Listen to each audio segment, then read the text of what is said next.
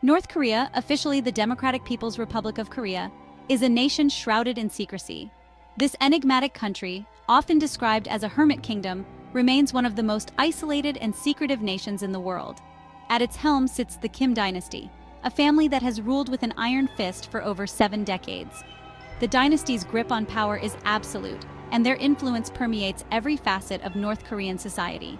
Kim Il-sung, the founder of North Korea, established a cult of personality that elevated him to godlike status. His image and ideology became the foundation upon which the nation was built, and his legacy continues to shape the country's identity. This reverence has extended to his successors, Kim Jong-il and the current leader Kim Jong-un. Each leader has maintained and expanded the cult of personality, ensuring that their rule remains unchallenged. The Kim family's portraits are displayed everywhere. Homes, schools, workplaces, and citizens are expected to revere them with unwavering loyalty. This omnipresence serves as a constant reminder of the family's dominance and the citizens' subservience. Questioning or criticizing the leadership is considered treason, punishable by severe consequences, including imprisonment or even death. The regime's intolerance for dissent ensures that fear and obedience are deeply ingrained in the populace. This absolute power permeates every aspect of North Korean life. From the bustling streets of Pyongyang to the remote rural villages, the influence of the Kim dynasty is inescapable. The government controls all aspects of life, from education and employment to marriage and housing. Every decision, no matter how personal, is subject to state approval and oversight. Citizens are taught from a young age to obey the state and its leaders without question. This indoctrination begins in early childhood and continues throughout their lives, ensuring a population that is loyal and compliant. This indoctrination is reinforced through state-controlled media, which constantly praises the Kim family and their achievements. The media serves as a powerful tool for propaganda, shaping public perception and maintaining the regime's narrative. The result is a population living in fear and isolation, cut off from the outside world and subject to the whims of a totalitarian regime. The Kim dynasty's godlike grip on North Korea ensures that the nation remains a tightly controlled and enigmatic entity, with its citizens trapped in a perpetual state of subjugation and reverence. For ordinary North Koreans, freedom of movement is severely restricted. Citizens cannot travel freely within the country, let alone abroad. Movement between provinces requires special permission, often granted only for work or family reasons. Leaving the country without authorization is unthinkable and can lead to severe punishment. The government tightly controls who can enter and leave the country. Foreign visitors, with the exception of a select few, are closely monitored and their movements restricted. This isolation serves to prevent the flow of information and ideas that could challenge the regime's narrative. Even within their own communities, North Koreans are subject to surveillance.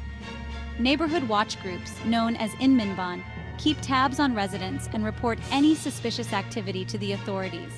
This constant scrutiny creates an atmosphere of fear and mistrust, discouraging any form of dissent. The regime's justification for these restrictions is to protect its citizens from outside threats. However, the true purpose is to maintain control and prevent any exposure to alternative viewpoints or ways of life. North Korea operates one of the most tightly controlled information environments in the world. The regime's grip on information is absolute, ensuring that the citizens remain isolated from the rest of the world.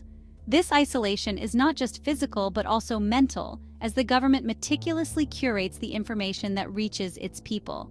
Access to the internet is restricted to a select few, primarily high-ranking officials and trusted members of the elite. The average citizen has no access to the global internet. Instead, they are confined to a domestic network known as Kwangmyong, which is heavily monitored and censored. Most citizens only have access to the country's intranet, which is filled with propaganda and government-approved content. This intranet serves as a tool for the regime to disseminate its ideology and control the narrative. The content is carefully crafted to reinforce the government's messages and to prevent any dissenting ideas from taking root. Foreign broadcasts are jammed, and possession of unauthorized media, such as foreign films or music, is strictly prohibited and can result in harsh penalties. The government employs sophisticated technology to block foreign signals and to monitor the population's media consumption. This ensures that the citizens are exposed only to state-sanctioned content. The government's control over information extends to education. From a young age, children are indoctrinated with the regime's ideology. The education system is designed to instill loyalty to the Kim dynasty and to foster a sense of distrust towards the outside world. School curricula are heavily biased, glorifying the Kim dynasty and portraying the outside world as hostile and dangerous. Textbooks and lessons are filled with stories of the Kim family's greatness and the supposed threats posed by foreign nations. This creates a narrative that North Korea is a bastion of safety and prosperity in a world full of enemies. Students are taught to be suspicious of foreigners and to believe that North Korea is the best place in the world.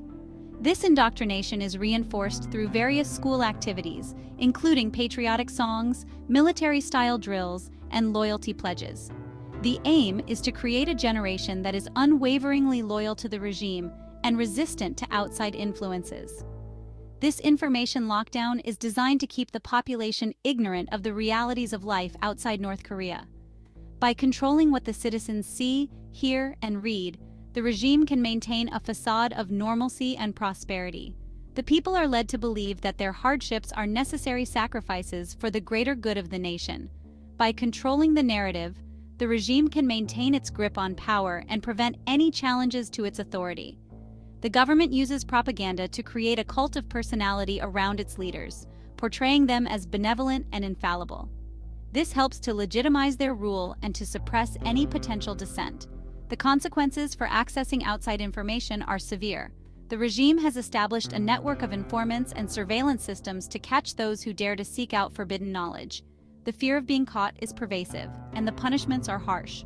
Those caught with illegal media or attempting to contact the outside world face imprisonment, torture, or even death.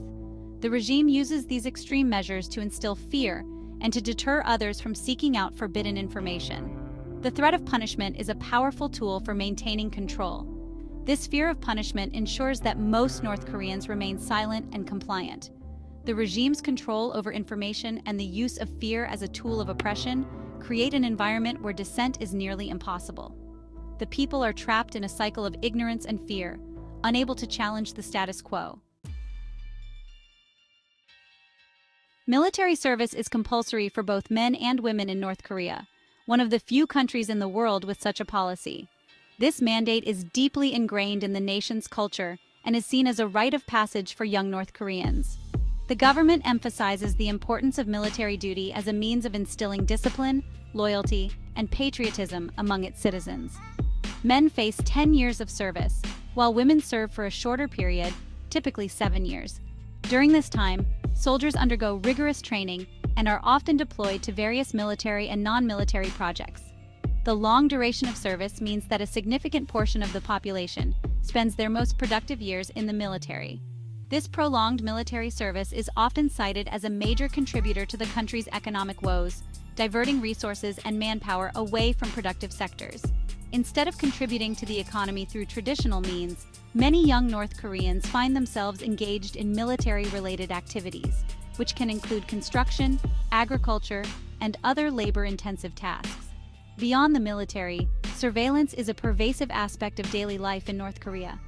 The government maintains a tight grip on its citizens through an extensive network of surveillance measures. This includes not only physical surveillance but also digital monitoring, ensuring that every aspect of a citizen's life is under scrutiny. The government employs a vast network of informants and relies on sophisticated technology to monitor its citizens. Informants are often ordinary citizens who report on the activities of their neighbors, friends, and even family members. This creates a culture of mistrust and fear, as no one knows who might be watching or listening. Closed-circuit cameras are ubiquitous, and phone calls and internet activity are routinely monitored. The government controls all forms of communication, including the internet, which is heavily restricted and censored. Only a select few have access to the global internet, while the majority of the population is limited to a domestic intranet that is tightly controlled by the state. This constant scrutiny creates an atmosphere of fear and paranoia, discouraging any form of dissent or opposition. Citizens are acutely aware that any perceived disloyalty or criticism of the regime can lead to severe punishment not just for themselves but also for their families. This fear is a powerful tool used by the government to maintain control over the population. Citizens are aware that even the slightest misstep can have dire consequences for themselves and their families. The threat of punishment extends beyond the individual, often affecting entire families, which serves as a strong deterrent against any form of dissent. This collective punishment ensures that loyalty to the regime is maintained at all costs. The government justifies this level of control as necessary for national security, claiming that it is protecting its citizens from internal and external enemies. Propaganda is used extensively to reinforce this narrative, portraying the regime as the sole protector of the nation against foreign threats and internal subversion. However, critics argue that it is a tool of repression designed to maintain the regime's grip on power. They point to the numerous human rights abuses and the lack of basic freedoms as evidence that the government's primary goal is to suppress any potential challenges to its authority. International organizations and activists continue to call for greater scrutiny and accountability for the North Korean regime's actions.